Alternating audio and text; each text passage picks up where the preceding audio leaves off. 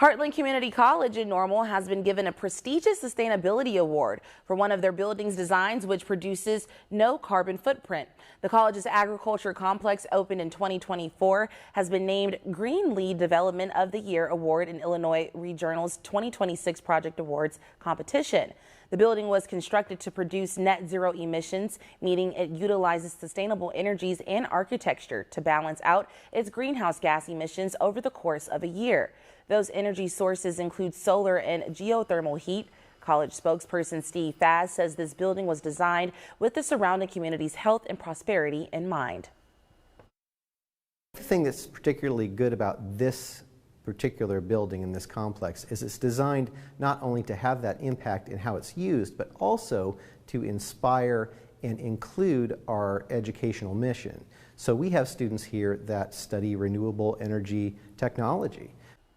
Those renewable energy programs include solar and wind farm training, among other related fields. Faz says they have big plans for an even more sustainable future at the college as well. He says they want the college to be 100% powered by solar energy by 2030, planning to build 2 solar fields near campus, with one beginning construction in the early fall.